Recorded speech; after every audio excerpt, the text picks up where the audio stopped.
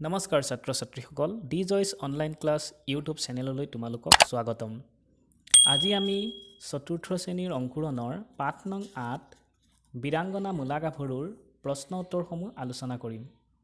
ইয়াৰে প্ৰথমতেই আছে উত্তৰ দিয়া। এইখিনিতে তোমালোকে যদি মোৰ চেনেলটো ছাবস্ক্ৰাইব কৰা নাই তেনেহলে ছাবস্ক্ৰাইব কৰি ল'বা আৰু কাষতে থকা ঘণ্টা বুটামটো দবাই নটিফিকেশ্যনটো অল কৰি ৰাখিবা। তেতিয়া ভিডিঅ' আপলোড কৰাৰ লগে লগে তোমালোকে পাই যাবা। প্ৰথম তথা ক নম্বৰ প্ৰশ্নটো হৈছে মূলা গাভৰু কোন আছিল? আমি সকলোৱে জানো মূলা গাভৰু এগৰাকী বীৰাংগনা আছিল বা সাহসী তিৰোতা আছিল বা যুঁজাৰু তিৰোতা আছিল। দ্বিতীয় প্ৰশ্নটো হৈছে তেওঁৰ স্বামীৰ নাম কি?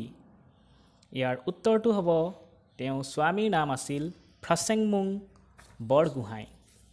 তৃতীয় প্ৰশ্নটো হৈছে মূলা গাভৰুৱে হেংদাং লৈ কিয় যুদ্ধক্ষেত্ৰলৈ ওলাল?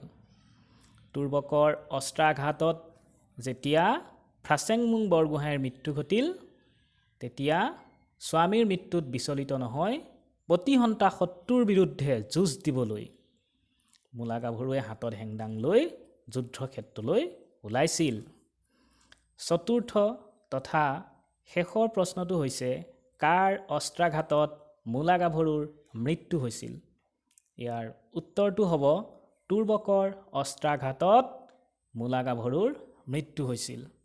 মৰমৰ ছাত্ৰ ছাত্ৰীসকল আজিলৈ ইমানেই। ধন্যবাদ।